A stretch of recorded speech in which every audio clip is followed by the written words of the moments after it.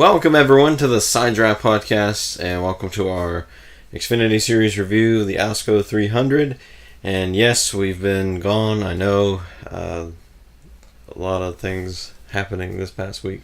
Yes, we had a death in the family, so we've had to go take care of that, and so we put a lot of our videos on hold for the moment. But we're here today to review the race. Yeah, I realized that people that just watched us on YouTube and doesn't really follow us on Twitter, they wouldn't have known anything about it. So that was where we were. Probably next time something like that happens, we could do a quick video. Hey, we ain't going to do anything for the next few days, but hopefully now everything will be back to schedule. Of course, tomorrow you'll have our Coca-Cola 600 review. But before we get into any of that again, let's go into our Xfinity Series review. So start off the race. Christopher Bell on pole, just like normal. Just as usual. He's always fast on these mile and a half, and pretty much just about anywhere he goes. But yeah, he's pretty quick. Then Cole Custer would take the lead, which is very surprising because Christopher Bell, you'd think he'd be unbeatable, but reason why he would catch the wall just a little bit on that restart. Yeah, like that wall kept grabbing quite a few drivers. Now, throughout both races this weekend, we've seen a lot of people in the wall. Yeah, they had the PJ1 stuff up on the high groove, and I believe it did have some traction, but once it started wearing out and getting hot, man, it was extremely hot and getting loose, and you just naturally go into the wall. And then Christopher Bell would chase down Cole Custer for the lead. Then would have a caution. The 66 of Timmy Hill, he'd blow up, collecting the number 5 of Matt Mills, because he would catch some of the liquid, the fluid he put out on the track, and Matt Mills goes spinning around.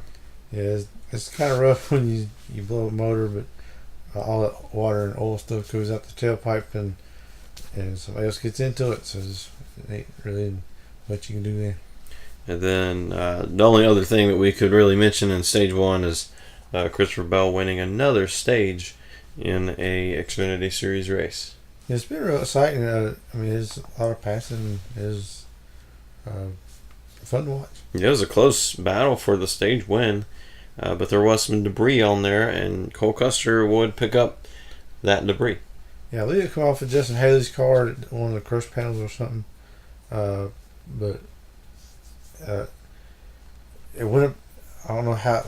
But it was flying around the track, and Custer, he was right behind Bell. Just didn't have nowhere to go. Just kind of flew around Bell and just went right into his groove.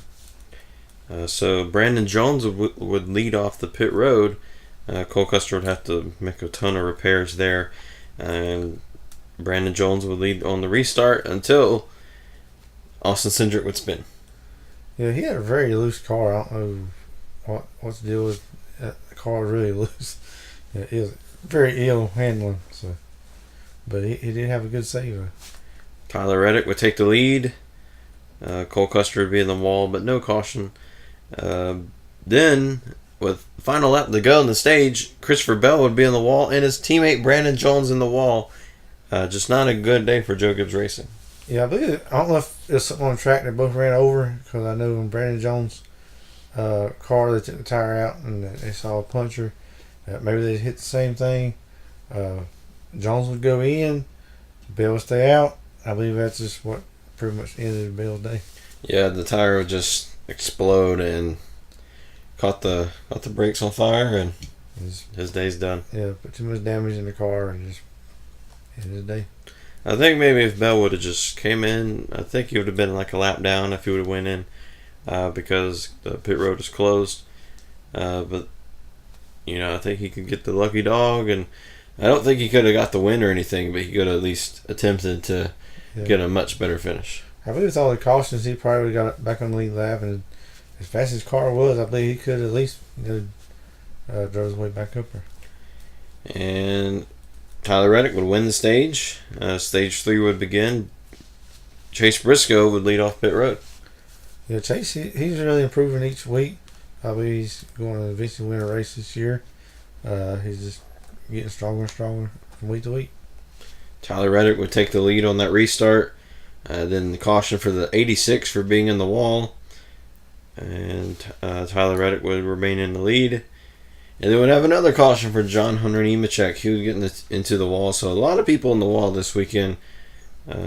Which is, maybe it's because of the heat, maybe, or everyone was just caught off guard on some of the tires. Yeah, Charlotte's very that track's real temperature sensitive. Once it gets hot, it gets really slick, and a lot of these cars get loose and they just end up in the wall. And then Tyler Reddick would lead on the restart. Then Jeffrey Earnhardt would spin, causing another caution.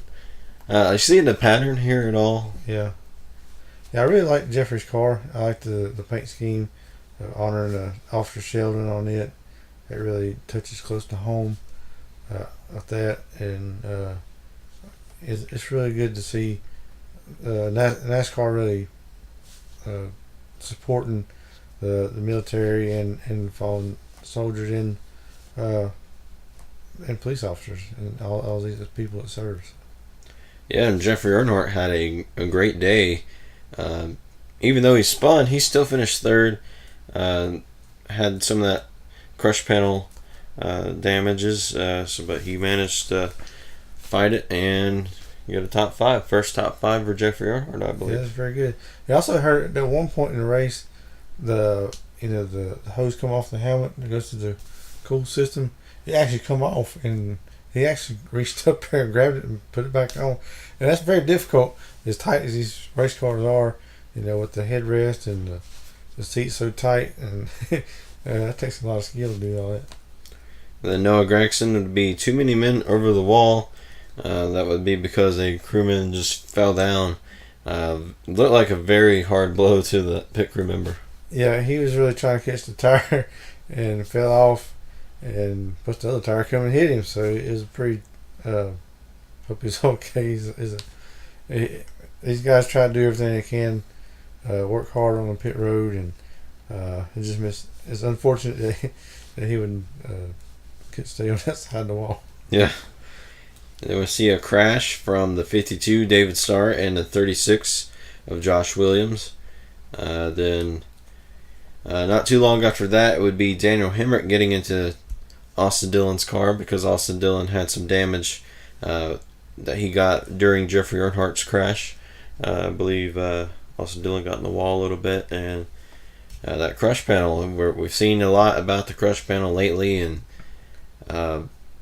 he just got really burned up in the car, and he had to switch it out with Daniel Hemrick, and I'm not sure about that move. I mean, yes, you want to get more points, but also that car's not going for a championship or anything. Yeah. I'm not sure why you would want to get Daniel Hemrick and risk his health, especially when you got 600 miles the next day. So I think I would have just been done.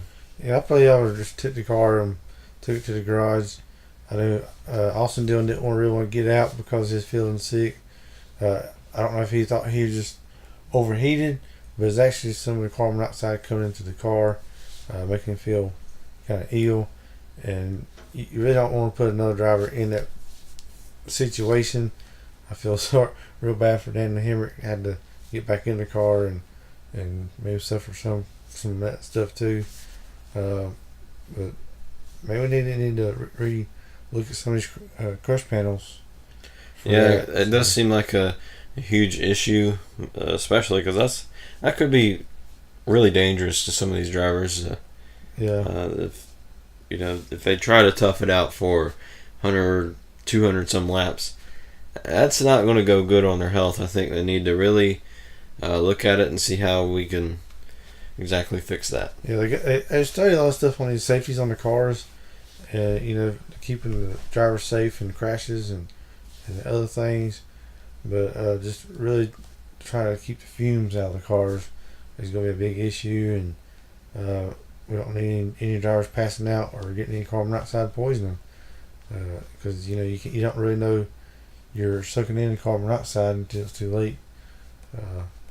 So Yeah, it's unfortunate that that they had that and had to put Daniel in it, but I believe I would just took it to the garage. Yeah, if they were going for a championship, I'd say you got to do what you got to do. But in that case, I really don't see a reason why he wasn't going for a win or anything. The car wasn't. I mean, it was pretty good, but it wasn't Tyler Reddick or Christopher Bell fast. So yeah, it just I really don't see why. But there's probably a reason why. We just don't know.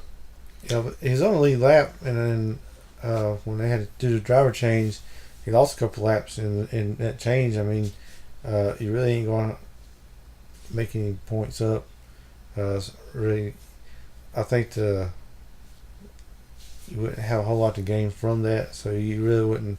I don't really see the point in doing so. But yeah, I mean, he only had 30 some laps to go, something like that. Yeah, just really don't think it was worth it at all to do that. But yeah, you always want to get a team to at least finish the race, but you gotta really think the safety of the drivers. So then John Hunter Nemechek and Chase Briscoe would stay out. That wouldn't be too good of an idea because Chase Briscoe would get into the wall. Tyler Reddick would take the lead.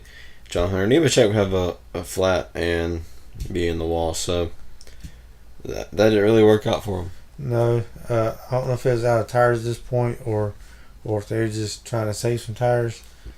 But their track position is the key. But if somebody's got scuffed or fresher tires, they're just going to overrun you anyway. So Cole Custer would take the lead. Chase Briscoe would be in the wall. Caution out for the 36. And then Custer would be in the fence. And then Tyler Reddick would just zoom his way to a win. Just after so many strong cars took themselves out, there was no one that could compete with Tyler Reddick. He was just in a zip code of his own at that point. Yeah, I believe he was strong all weekend. In practice he was strong. And in the race he was strong.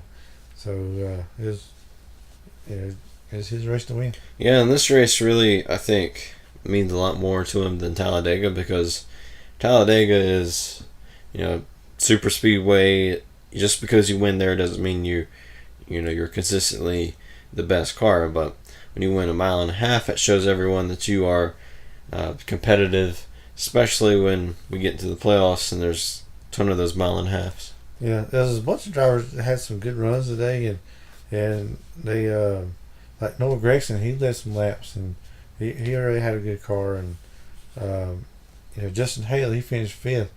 It's one of his highest finishes of the season.